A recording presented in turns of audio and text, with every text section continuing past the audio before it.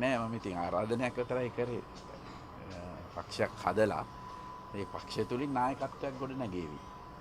දැන් ගොඩක් අවශ්‍යතාවයක් තියෙනවනේ ජනතාවට අලුත් පක්ෂයක. මොකද දැන් එක පක්ෂයයිනේ තියෙන්නේ.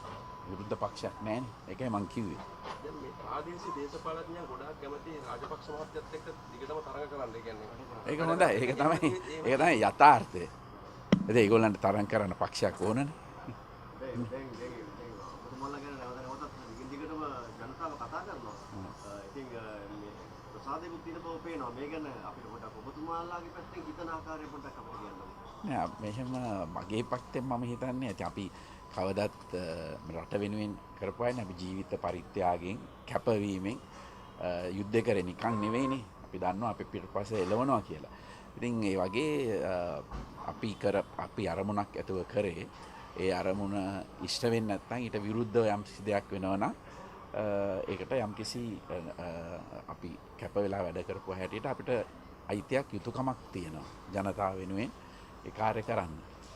ඔබතුමාට මේ පක්ෂයේ නායකත්වය ලැබෙනවා කියලා තාරංචියක් ඒක දන්නේ නැහැ. ඒක පක්ෂයෙන් බලන්න ඕන. රාජපක්ෂ මහත්තයත් මේක ආශිර්වාද කරලා තියෙනවා කියන්නේ මේ රාජපක්ෂ පවුලේ කට්ටිය එක්ක අහුවෙලාද මේ නව පක්ෂයේ ගොඩනගන්නේ?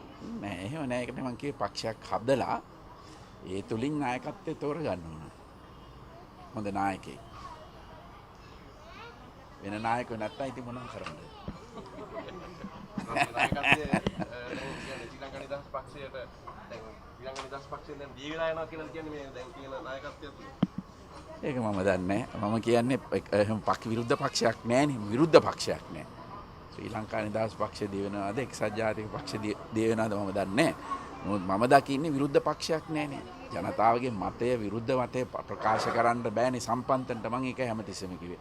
සම්පන්තන් කියන්නේ එකම එක කොටසක් නියෝජනය කරන පුද්ගලයෙක්. කොහොමද අද විරුද්ධ පක්ෂේ නායකයා කරලා තියෙන්නේ?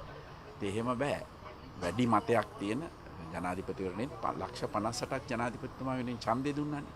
ඒ අයව නියෝජනය කරන්න. දැන් පාර්ලිමේන්තු මැතිවරණයේදී ජනතාව පත් කරපු අය විවිධ හේතුන් මත ආණ්ඩුවට ඇඳලා තියෙනවා. ඒත් එහෙම බෑනේ ජනතාව නෙවෙයිනේ.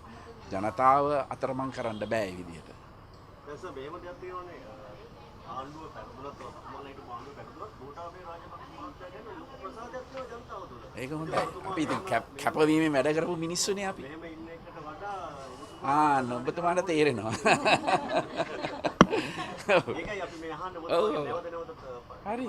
ඇවිල්ලා ඔබතුමා හම්බෙලා මේ අහන්නේ ඔබතුමා මෙහෙම නිකන් ඉන්නවනේ. නෑ මම නිකන් ඉන්නේ නෑ. මම කිව්වේ ඒක තමයි. අපි හැමතිස්සෙම සූදානම් රට වෙනුවෙන් යම් කිසි දෙයක් ජනතාවගේ අවශ්‍යතාවයන් සඳහා රටේ අවශ්‍යතාවයන් සඳහා ක්‍රියා කරන්න. මම ගොඩක් වැඩ කරලා තියෙනවානේ ජනතාවට පේනවනේ ඒක. යුද්ධේ අවසන් කෙරෙව්වා.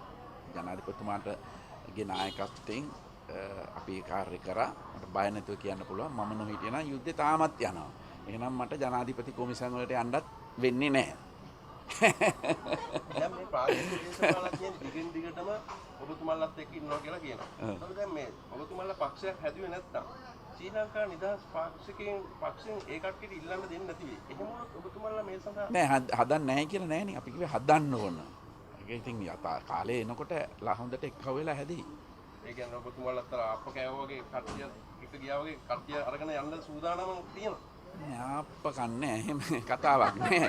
මම අනිත් එක පක්ෂයට අයිති මිනිහෙක් නෙවෙයිනේ මම. මම කිසිම පක්ෂයක සමාජිකයෙක් නෙවෙයි. අපි හැම කෙනෙක්ම ජනතාවට අයිතියක් තියෙනවනේ දේශපාලන අයිතියක්.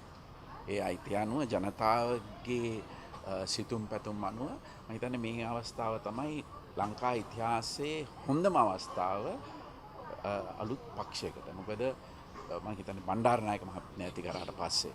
මොකද අද පක්ෂයක් නැහැ. එහෙමනම් විපක්ෂයක් තියෙන්න ඕනේ. ඒක තමයි ප්‍රජාතන්ත්‍රවාදය කියන්නේ.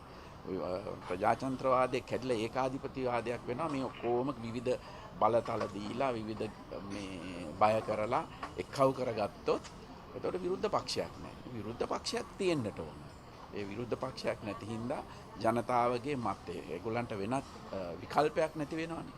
ඒ විකල්පේ තිබිය යුතුයි. නැත්නම් ඒකට කියන්නේ ඒකාධිපතිවාදය. ඒ වගේම දයාගමති අමතුමා ඔබතුමාගේ අර වේරස්ගඟ ව්‍යාපෘතියට ජනතාවගේ ඉඩම් කොල්ල කෑවක් කියලා චෝදනාවක් කරලා තිබුණා ඊයේ පෙරේද. පාටලි චම්පි කැමතිවරවත් එයාගේ පුද්ගලික ඉඩම් ඒක තමයි කියන්නේ මේවා පහත් බිම්. ඒක ඔයගොල්ලෝ ගිහිලා බැලුවොත් හොඳට පැහැදිලි වෙයි.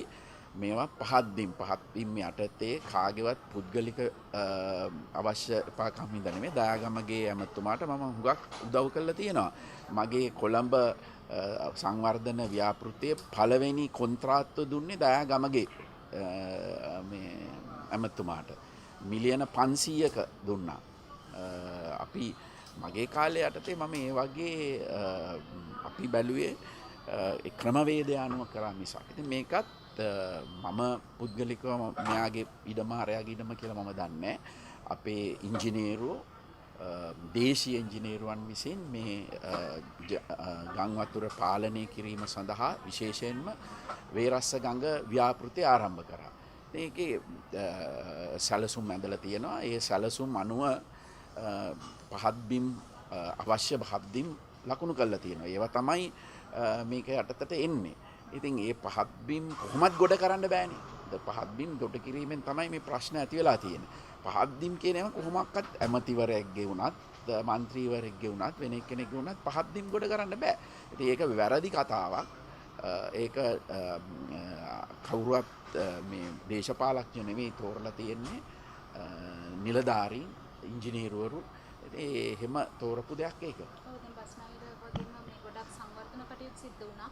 මේ වෙනකොට ඔබතුමාට කොහොමද හැංගෙන්නේ බස් ඒ ඉස්සරහට ගෙනියන්න ඕනේ ඉතින්. වෙනකොට ඇන හිටලාද ඒ කටයුතු මම දන්නේ නැහැ ඒක තේ ඔයගොල්ලන්ට පේනවා ඉතින් ඇන හිටලාද ගිහින් බලන්න.